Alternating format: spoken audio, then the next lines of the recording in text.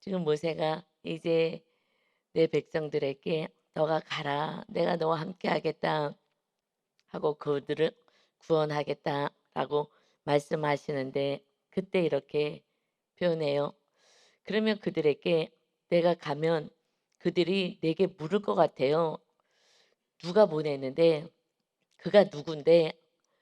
그러니까 지금 아브라함의 하나님, 이삭의 하나님, 야곱의 하나님, 그때 하나님이 함께 하시고 역사하셨던 그 하나님, 요셉을 통해서 애굽으로 내려가서 애굽에서 또 살 수 있도록 터전을 마련해 주신 그 하나님을 이들은 애굽에서 있으면서 어떤 분인지 잘 모르는 거예요. 그러지 않겠어요?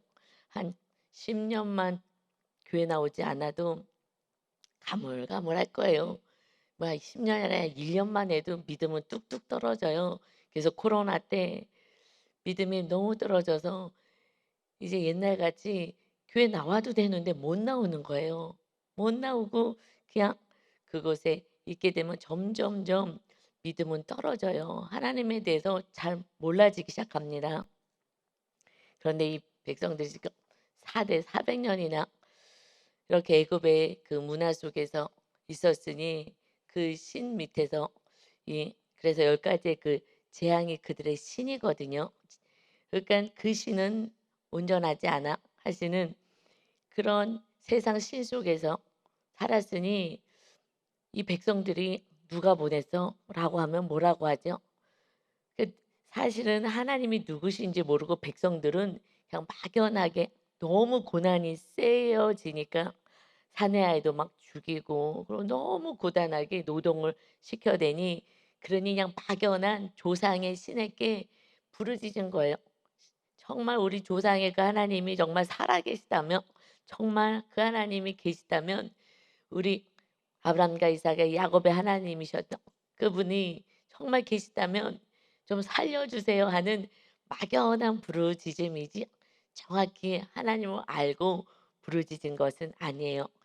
이것이 맨 처음에 교회 올 때 막연하게 하나님에서 잘 모르죠.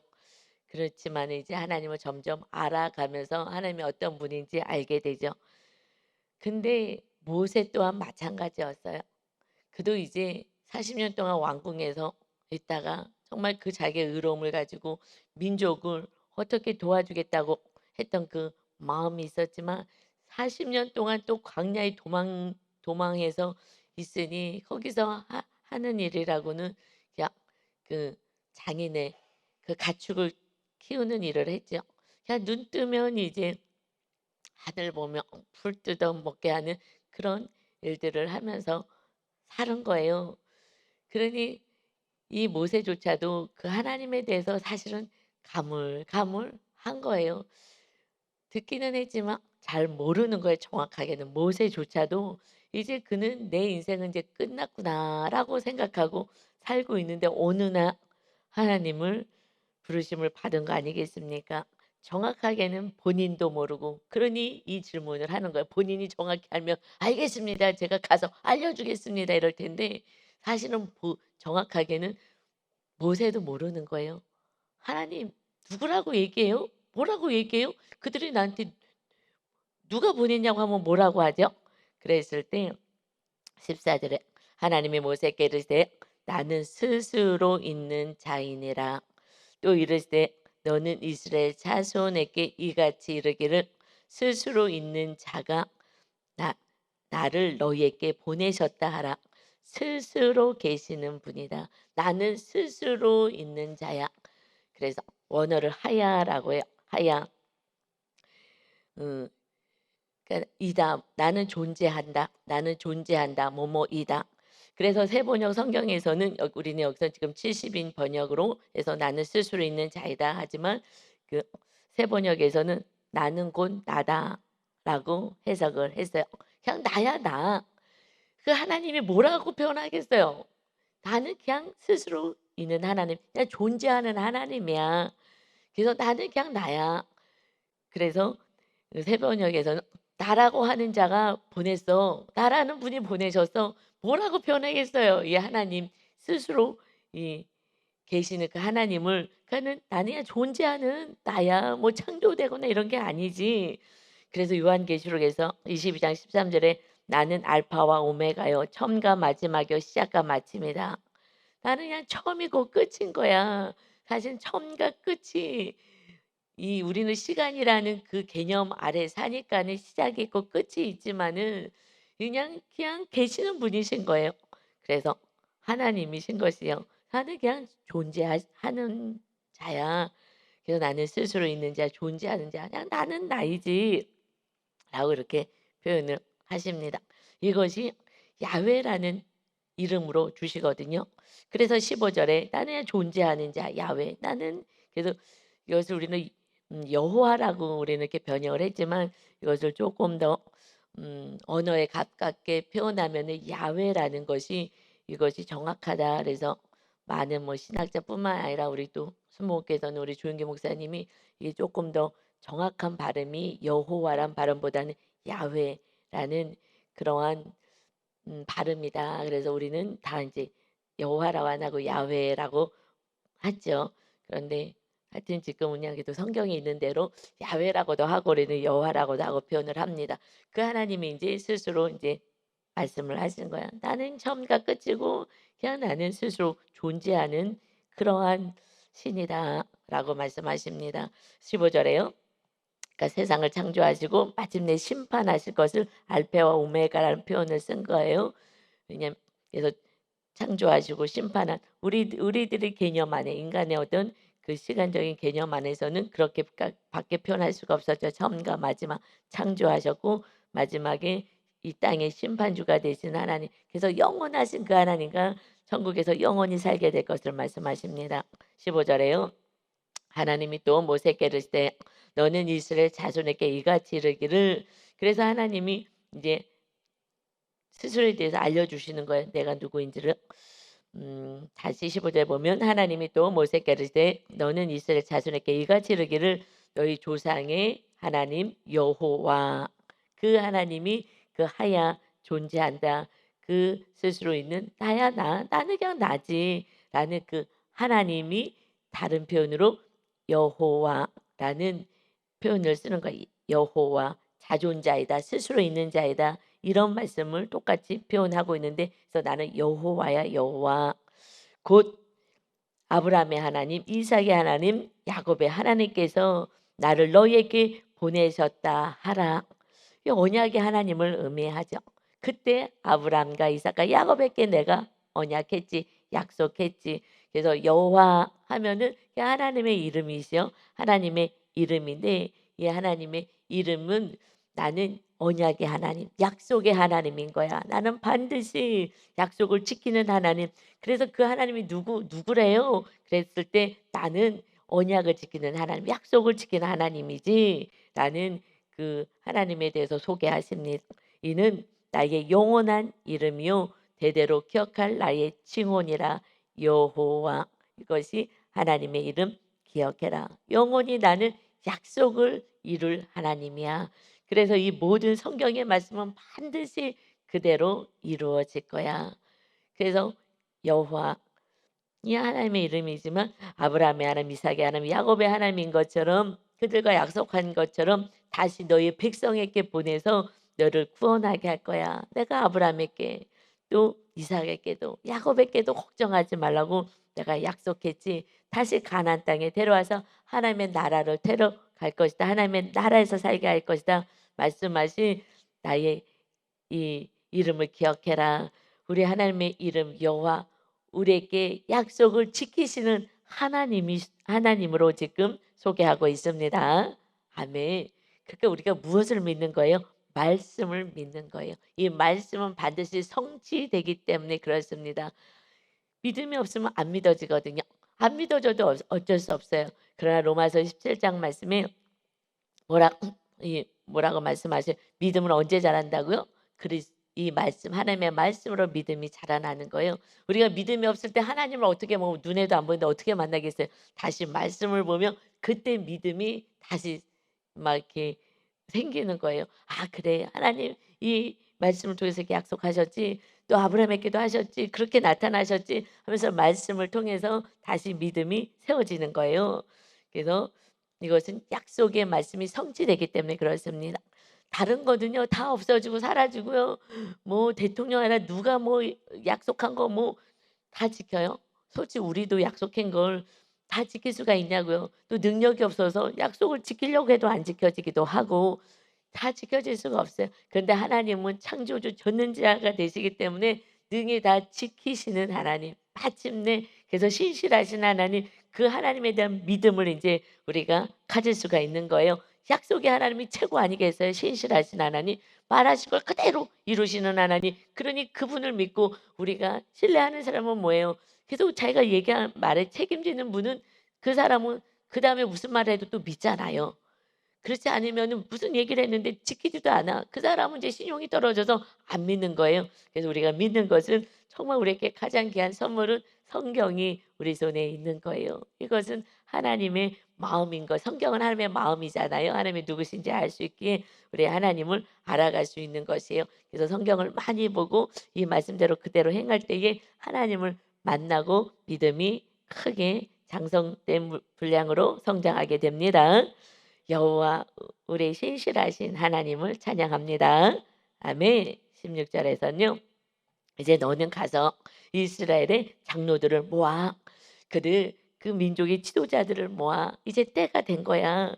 그들에게 이르기를 여호와 너희 조상의 하나님 곧 아브람과 이삭과 야곱의 하나님이 내게 나타나 이르시되 내가 너희를 돌보아 너희가 애굽에서 당한 일을 확실히 보았노라. 내가 너를 다 보았어. 내가 다 보았어. 너희들 사실 혼자 있었던 거 아니야. 그 400년 동안 고통 속에 있었지. 어떻게 보았다고 어저께 말씀하셔요. 3장 7절에 보니까 내가 여호와께서 이르시되 내가 애굽에 있는 내 백성, 내 백성이야. 내가 약속한 내 백성. 아브라함이 순종하여서 아브라함의 자손인 내 백성들 고통을 분명히 보고 그들의 감독자로 말미암아 부르짖음을 내가 들었다. 그들의 근심도 내가 알아. 그러니 내가 내려갈 거야. 이제 내가 그들을 구원할 거야. 그러나 신이 안 보이니까, 하나님이 안 보이니까 너가 눈에 보이게 가는 거야. 그렇지만은 내가 너와 함께 가는 것이다. 내가 너와 함께 하는 거야. 하나님이 우리의 고통을 다 아셔요. 이제 예수 그리스도를 통해서 성령님이 우리와 함께 하셔요. 우리의 모든 것을 다 알고 마침내 구원의 때가 있는 것입니다. 이제 내가 400년 약속한 그 때가 되어서 하나님이 그 때는요 가장 확실한 때인 거죠. 그래서 우리에게도 하나님이 너희들 고통스럽고 고난 속에 있고 힘든 거 내가 알아. 내가 그렇지만 다 돌본 거야. 그렇지 않았으면 너희들은 다 죽었어. 그런데 그 고통과 어려움 속에서도 그래도 살고 이렇게, 저도 수없는 고난과 고통의 울부짖음이 있었지만 하나님을 찾고 어디 계시냐고, 정말 20대 초반에는 너무 고통스러운데 하나님이 어디 계신지 모르겠는 거예요. 우리 아버지 하나님은 내가 알겠는데, 그래서 그래, 친정아버지가 고등학교 때 소천하셨기 때문에 하늘을 바라보면서 아버지 하늘에 계시죠? 하나님께 좀 얘기 좀 해주세요. 나 지금 고통스러운데 왜 응답을 안 하시냐고요. 하늘을 보면서 우리 아버지한테, 친정아버지한테 기도를 했어요. 아버지 천국에 계시는 거 아는데 아빠, 제가 막내여 가지고 되게 예쁨을 받았거든요. 아빠 천국에 있잖아요. 하나님 옆에 계시면 좀 얘기 좀 해주세요. 나 왜 안 보냐고요. 그러니 믿음이 정말 없었던 거죠. 근데 우리 아버지가 믿는 하나님은 저는 또 믿은 거예요. 똑같은 것 같아요. 그러니까는 내가 다 돌봤어. 지금 생각하면요. 정말 아버지가, 친정아버지, 진짜 우리 유괴아버지는요. 오랫동안 나를 돌봐주지 못했어요. 여러 가지 뭐 바쁘고 뭐 하고 그냥 저는 방임으로 컸거든요. 방임이야. 혼자서 씩씩하게 커서 우리 형제들은요. 그냥 마음속에 너무 사랑해. 마음속으로는 너무 만나면은요. 늘 만난 것처럼 친해요. 그러는데 우리는 그냥 각자 살아요. 각자 열심히, 각자 열심히. 왜냐면 어렸을 때 교육이 그게 산당이에요. 각자 열심히 살았어야 되는 거예요. 누가 엄마 아빠가 돌봐주질 않으니 지금도 계속 산당같이 각자 열심히 살아요. 근데 만나면 늘 만난 것처럼 너무 가깝고 친하고 좋은 거예요. 참 신기해요. 마음속에 늘 함께 있거든요. 이게 산당 같아서 그런 것 같아요. 산당이라서 양육을 그렇게 받아서 그런 것 같아요. 그런데 그 아버지는 진짜 얼마 돌보지도 못하고 또 바쁘다고도 못 돌보고 천국에 또 일찍 가셨지만, 그런데 "내가 너희들 다 돌보았어. 그래서 너희들이 이렇게 살아난 거지. 그래도 이렇게 정말 70 명이 내려와서 60만 명이 되는 이 놀라운 이 부흥의 역사가, 이 하나님의 백성이 너희들의 자손들이 이렇게 흥하게 된 거지. 그러나 정말 이제 주님이 때가 되었을 때 고난이, 강한 고난이 와서 막연하게나마 그 하나님을 찾게 된 거예요. 그래서 우리가 정말 하나님을 만나는 정말 온전한 구원의 때가 언제이냐? 정말 악한 자가 우리를 괴롭힐 때, 그때가 정말 죽겠다 못 살겠다 하지만 사실 그때가 온전한 이제 구원의 때가 되어서 살려 달라고 해서 우리가 육의 또 영의 모든 사건에서 구원받는 축복의 때인 것입니다. 아멘. 하나님이 돌봐주셔요. 영원까지 돌봐주시고요. 영원토록 돌봐주실 거고요. 또 고난 가운데 있으면 여러분 사실은 하나님의 마음은 저리고 아프신 거예요. 부모 마음은 자녀가 아프면은요 정말 마음이 막 저리고 그 자녀에게 더 눈이 가요. 정말 고통당하는 자녀에게 편애가 아니야 이거는. 정말 고통당하는 그 자녀가 더 안타깝지 않겠습니까? 어떻게 해서 도와주고 그래서 쪼끔, 그러기 때문에 우리가 정말 고통당하고 지금 어려움에 있을 때 더 많이 하나님의 그 시선이 여러분에게 더 가서 "좀만 힘내라. 쪼끔만 힘내라. 쪼끔만 힘내라." 하시는 그 하나님 아버지의 그 사랑의 마음을 여러분 받고 이 지금 이 고비들을 잘 넘어가시길 바랍니다. 아멘. 17 절에요. 그래서 하나님은 돌보신 하나님, 내 백성, 너희는 내 백성이다. 내가 너를 돌보는 하나님이다. 말씀하셔요. 내 백성이다. 그리고 17 절에서는요. 내가 말하였거니와 내가 너를 애굽의 고난 중에서 인도하여 내어 젖과 꿀이 흐르는 땅 곧 가나안 땅. 젖과 꿀이 흐르는 땅으로 내가 인도할 거야. 젖과 꿀이 흐르는 얼마나 좋은 땅이에요. 그 가나안 족속, 그 땅은 가나안 족속이 있어. 그곳 또 헷 족속, 아모리 족속, 브리스 족속, 히위 족속, 여부스 족속의 땅으로 올라가게 하리라 하셨다 하면, 지금 그들이 그 가나안 족속 그때 7족속들이 있는 그곳에 내가 그곳을 하나님의 나라로 세우겠다고 아브라함에게 약속했지. 이 땅에 와서 살 것이라고 말씀했지. 무엇 주시겠다고요? 땅 영토를 주겠다는 거예요. 하나님의 나라 땅을 주겠다는 것입니다. 하나님이 우리에게 주시고자 하신 것이 내가 하나님이야 너를 지키는 왕이 될 것이다. 주권 하나님이 돌봐주신다. 그래서 주권과 이제 나의 백성이고 그리고 그 땅 영토를 주겠어. 그래서 하나님의 나라를 세우시겠다는 거였죠. 창세기 12장에 아브라함에게 말씀하신 것처럼 다시 이 말씀을 선포하십니다. 이제 우리는 하나님의 백성이 됐고 우리의 왕은 우리 하나님이 되셔서 우리 주님, 우리 성령님이 되셔서 이 땅에서 우리를 지켜주시고 우리 영토가 왜 하나님이 어디에 계셔요? 이제 우리 심령 안에 예수님을 통하여서 우리를 핏값으로 산 영토, 이 땅 가나안 땅 우리 심령 안에 하나님의 나라가 세워져서 이제 너를 지켜주겠다. 그렇게 하나님의 백성, 하나님의 나라 백성이 된 자녀들은 어떻게 사는 것이냐. 18절에요. 그들이 너 말을 들으리니 너는 그들의 장로들과 함께 애굽 왕에게 이르기를 히브리 사람의 하나님 여호와께서, 여호와가 하나님의 이름이잖아요. 여호와께서 우리에게 임하셨은즉 우리가 우리 하나님 여호와께 제사를 드리려 하오니 사흘 길쯤 강야로 가도록 허락하소서 하라. 그 땅에서 제사할 수 없어. 우상이 있는 그 세상신이 있는 곳에서 할 수 없어. 하나님 앞에 온전히 예배할 수 있는 어디 이 시내산 와서 예배할 수 있도록 준비해라.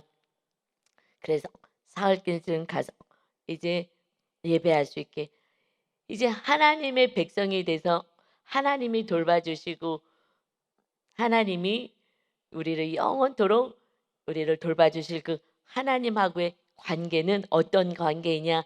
예배의 관계인 거예요. 예배는 지금 제사 드리게 하겠다. 제사는 희생 제사를 드리는 거예요. 우리의 죄를 씻어야 되니까 그들이 이미 죄악 가운데서 그 세상 문화 속에 애굽의 문화 속에 있었기 때문에 그들을 거룩하게 해야 돼요. 거룩하게 해야 되니 그 희생 제사를 이 짐승을 통해서 받으시는 거예요, 먼저.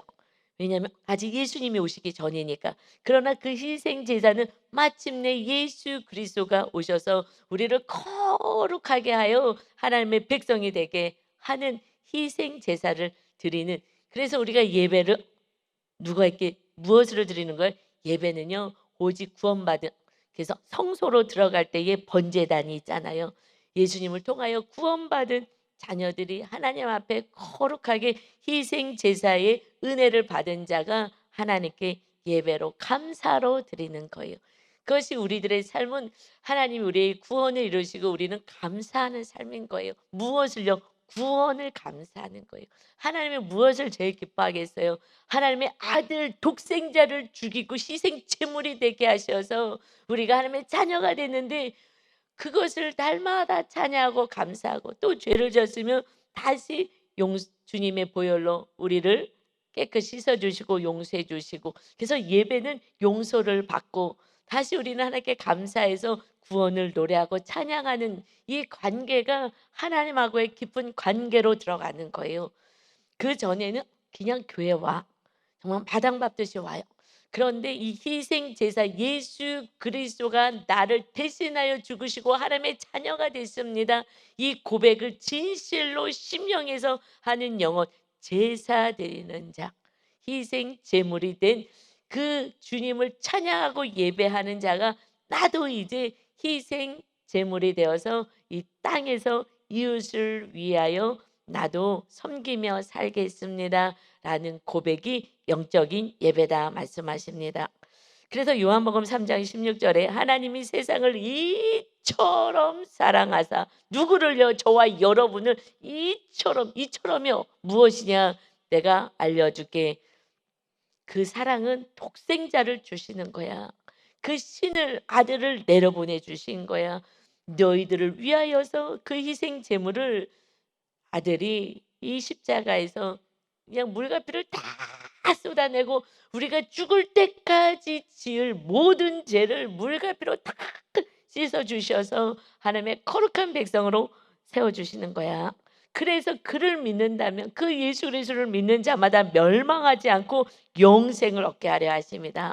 그 하나님은 영원히 계신 하나님이시니까 영원토록 하나님의 백성과 하나님의 나라에서 살게 하시기 위함이다.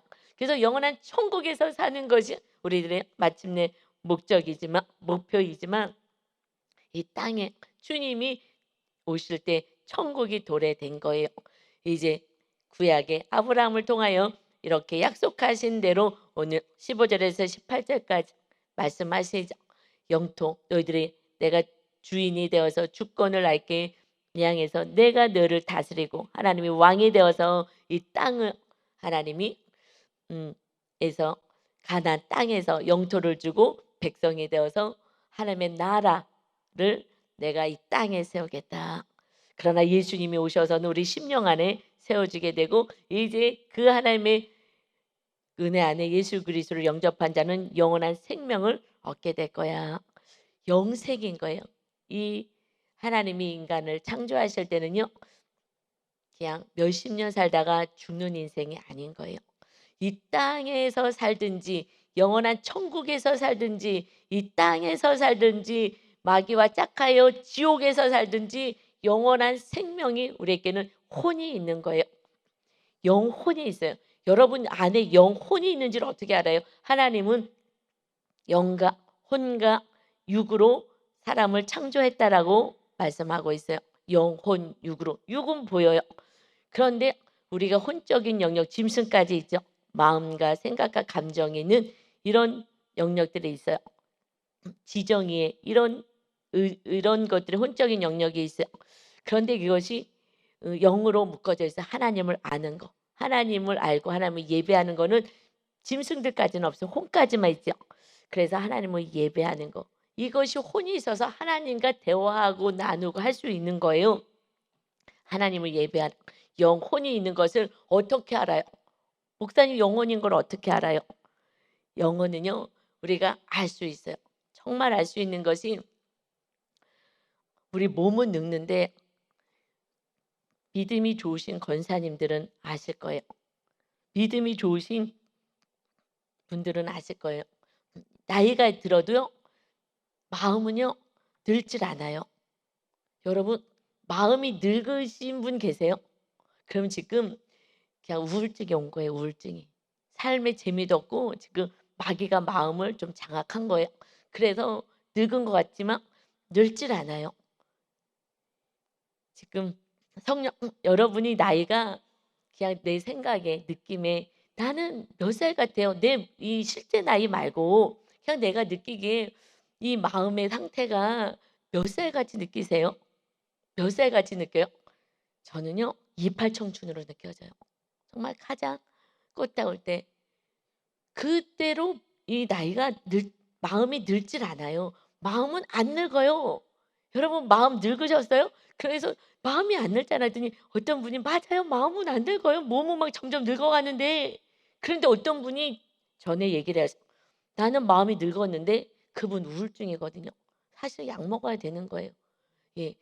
거기서 아니면 계속 늪에 빠지는데 왜냐면 남편이 사랑을 안 줘.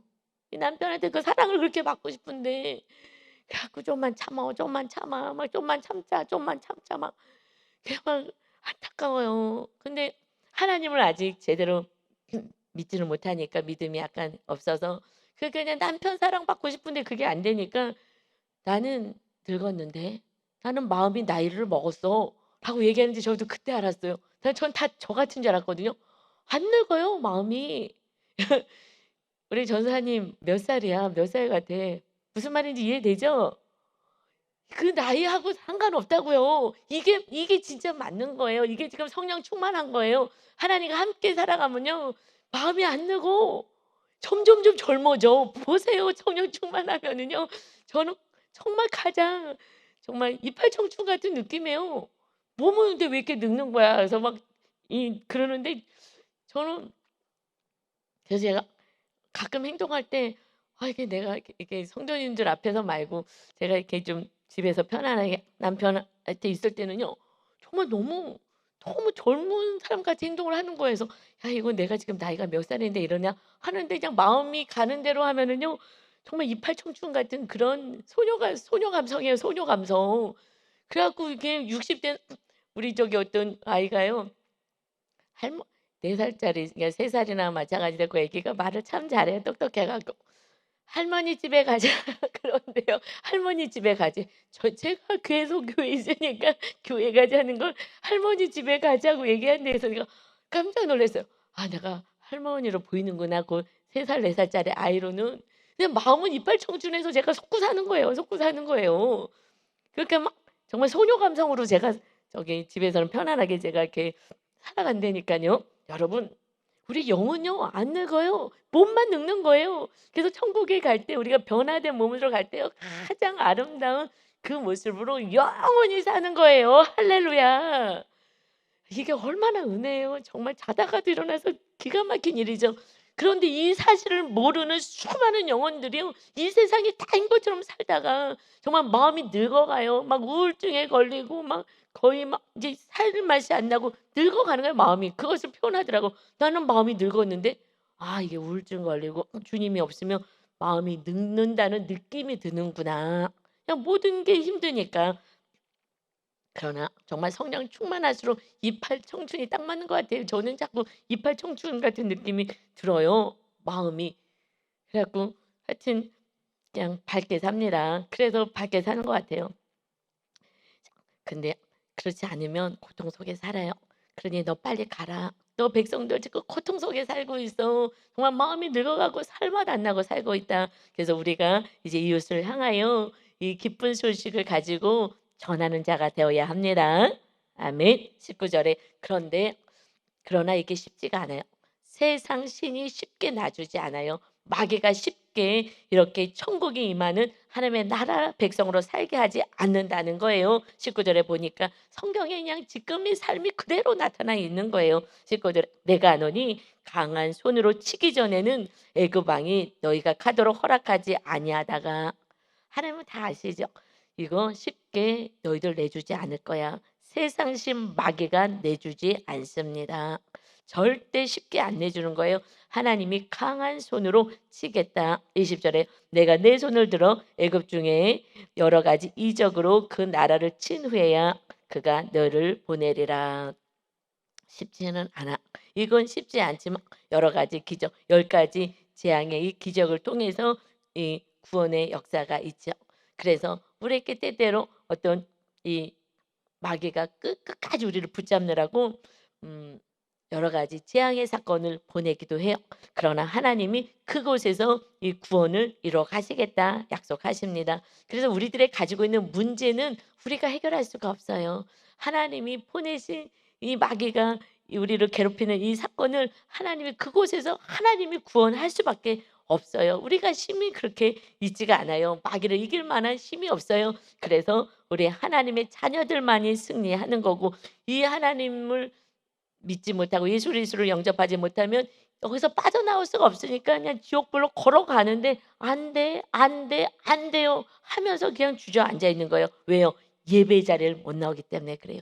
예배를 나오면요 영이 사는 거예요. 우리 용서받으니까, 또 용서받으니까 또 성령님이 충만하고, 용서받으니까 성령 충만하고, 늘 말씀으로 또 먹고 말씀으로 먹어서 힘이 나고. 그런데 예배를 드리지 않으면 이제 세상으로 끌려가는 거예요. 그래서 예배는 정말 복을 받은 거예요. 그래서 바라크의 복을 받아라. 하나님이 창세에서 계속 복을 주셨다, 복을 주셨다, 복을 주셨다. 그것은 예배에 복을 주셨다는 거예요. 예배를 드리면 영이 살거든요. 우리 영혼이 사는 거예요. 근데 예배를 안 드리면요 점점점 시들어가는 거예요. 그래서 마귀한테 이제 끌려가는데 안 돼요, 안 돼요. 왜? 예배 자리를 안 나오니까, 기도하지 않으니까, 말씀 보지 않으니까 안 되는 거예요. 그리고 끌려가는 거예요. 그래서 우리는 말씀과 예배 자리에 이렇게 나와야 하는 줄 믿습니다. 아멘. 하나님이 내가 너를 구원할 거야. 이 고난의 사건에서 내가 너를 해방시킬 것이다. 21절에요. 내가 애굽 사람으로 이 백성에게 은혜를 입히게 할지라. 너희가 나갈 때에 빈손으로 가지 아니하리니. 이 애굽 사람에게 무슨 은혜를 주게 하겠다고요? 그들이 그렇게 악을 행했지만 그들이 빈손으로, 하나님의 백성들이요 노예로 있었어요. 그런데 출애굽해서 나가는데 뭘 어떻게 가족에서 그냥 간신히 목숨만 부지해도 감사할 뿐이죠. 정말 하나님의 나라, 정말 이 세상을 창조하시고 신이시고 사랑이 그렇게 많으신 하나님이 다스리는 나라를 준비해서, 땅을 준비해서 그곳에서 산다니 정말 꿈만 같은 일인 거잖아요. 그런데 빈손으로 가지 않아. 하나님 너무 멋있어요. 너희들 수고하고 노력한 거 다 알아. 그거 다 대가, 너희들 지금 그동안 수고하고 힘들었는데 나는 별로 뭐 가진 것도 없고 그렇지 않아. 봐봐.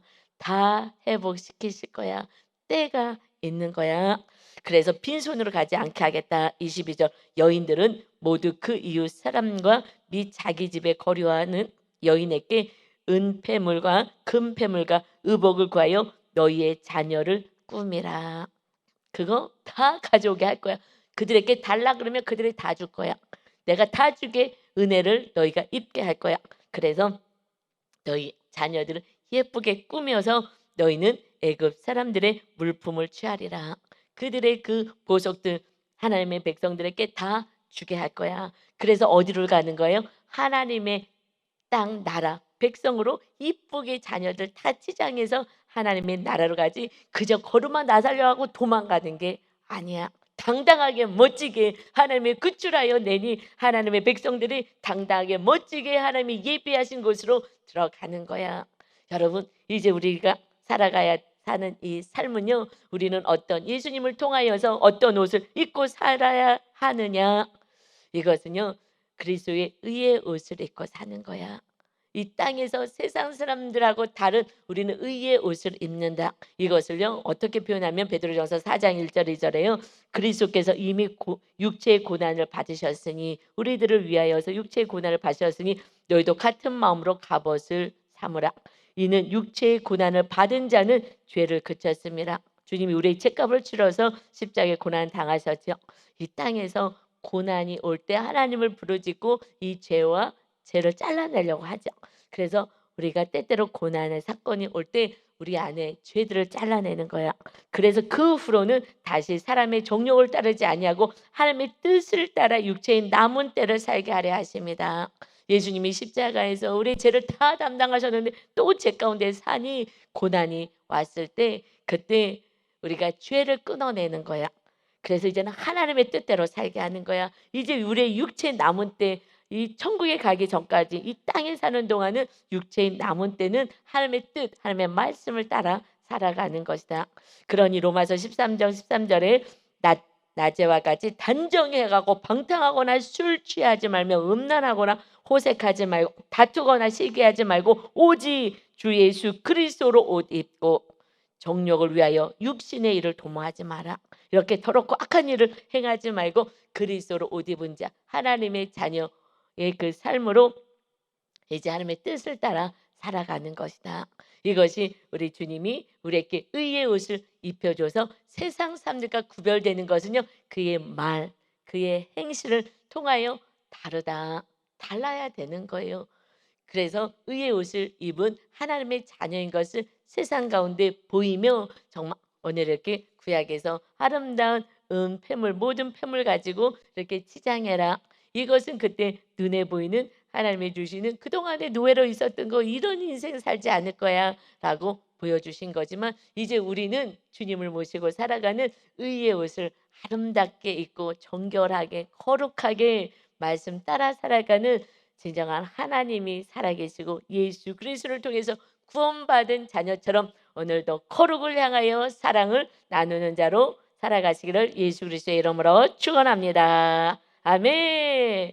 아버지 감사합니다. 하나님이 누구신지 나는 야훼, 나는 스스로 있는 자, 그저 나는 존재하는 나는 나다.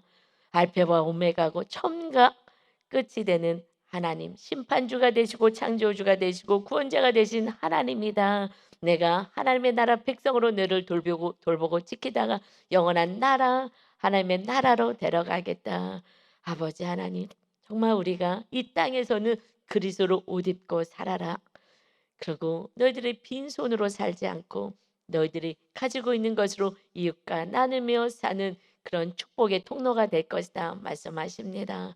아버지 하나님, 오직 주님만 바라보며 주님과 함께 동행하여서 날마다 세상의 복음의 그 신을 싣고 나가는, 그래서 한 영혼이라도 주님을 알리는 그런 거룩한 인생이 되게 하여 주옵소서. 마음에 상처가 있어서 마음이 늙어갑니까?